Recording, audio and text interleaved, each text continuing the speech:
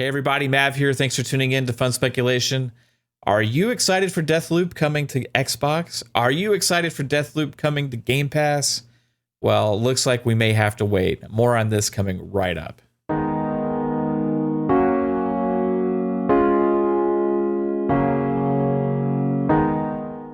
Yo everyone, thanks for tuning in again to this video. I appreciate every single one of you for checking it out. If you like this kind of content, hit the like button, share this out, subscribe to the channel. If you hit the notification bell, you can find out when I have a new video or when we go live for one of our shows, our podcasts, game streams, co-streams, whatever we're doing here. We got lots of stuff coming your way, and I appreciate anybody who checks out any of our content. Now let's get to this topic at hand. Deathloop. Wow, we just got an announcement regarding Deathloop, and it's not the one that a lot of people were expecting to come in September. A lot of us had anticipated that in September there could be an announcement of Deathloop finally making its way to Xbox or coming to Game Pass, because that's one of the studios that they had acquired with the ZeniMax Bethesda acquisition was Arcane Lion, and this game is technically a Xbox first party game, although it's not currently on Xbox due to contracts that were already signed before the acquisition took place. So this game, Deathloop, also Ghostwire Tokyo, probably have similar deals done for both of those games, which we have seen release after the acquisition took place exclusively on PlayStation. Microsoft has previously said they're going to hold up whatever contracts are in place after the acquisition, and this looks like it's getting more interesting because Deathloop today, according to the PlayStation blog, which is obviously official, announced that Deathloop is coming to PS Plus Extra on September 20th. Right here, right in black and white. PlayStation Plus Extra and Premium Game Catalog available September 20th, and smack dab in front of the screen is Deathloop, which is a good get for PS Plus Extra.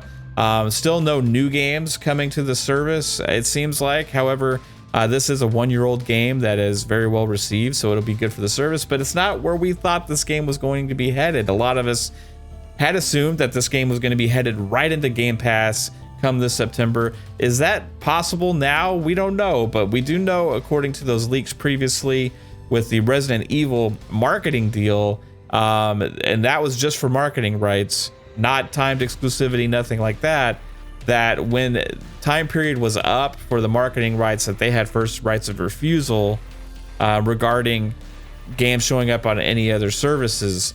But this is maybe a little different than that, because it seems like maybe this was part of the original contract to release on PS Plus a year after release or on their subscription service.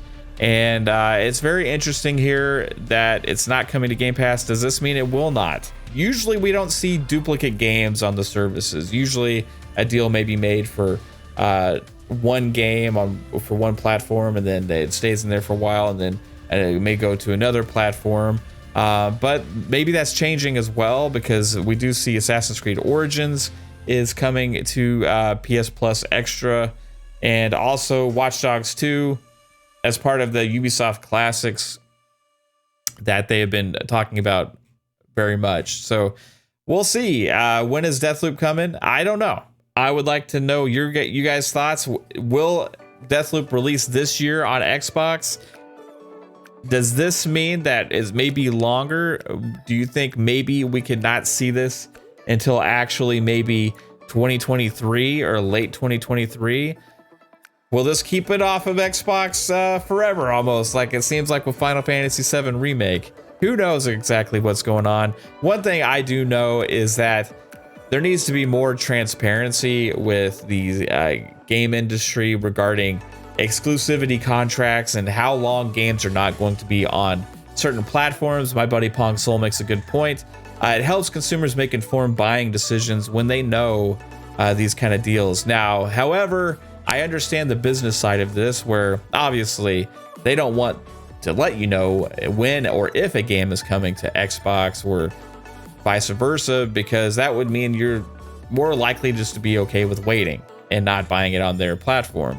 As part of marketing, as part of making a game seem like it's tied to an existing platform, or that it may never come, who knows. But I think we can all safely say that this game will eventually be on Xbox, considering it was made by an Xbox first-party studio. But inquiring minds want to know when. When will this happen? How long do we have to wait for Deathloop, for Ghostwire Tokyo to make their way to Xbox and to Xbox Game Pass? Same goes for Final Fantasy VII Remake. Is that never going to come to Xbox? These timed exclusive deals, again, I'm not a fan of personally, because they just do not really do anything for anybody. Now, when the ZeniMax Bethesda may have made this deal, maybe they needed the money to help fund these projects, and that's where it comes in. However, maybe there would have been a different partner that would be more likely to have a shorter term deal on these exclusivity deals and stuff like that. So, but curious what you guys think.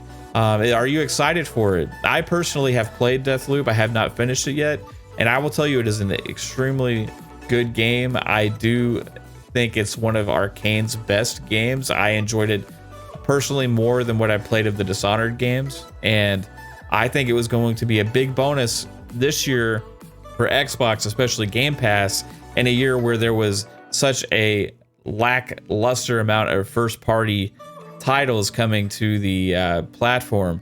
2023 is going to be a completely different story, with a bunch of massive titles coming to Game Pass, but Deathloop sure would have seemed like it would have made a nice little lift for this fall.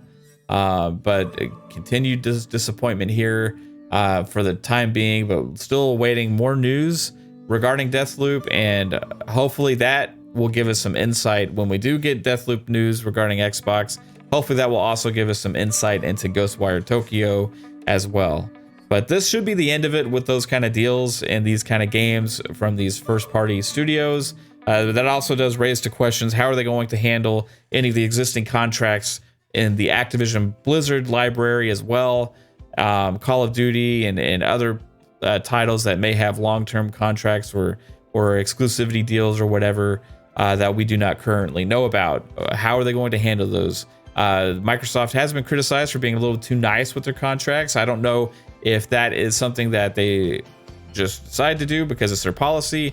If that is something that they are trying to be nice because of regulators and they don't want to seem like they're being anti-competitive when they're trying to get this Activision Blizzard deal complete. If they were to blow off existing contracts, what kind of message would that send to regulators in the industry regarding the contracts that are going to be held for Activision Blizzard as well, and any other future acquisitions that they may make? So there's a lot of questions to be had here.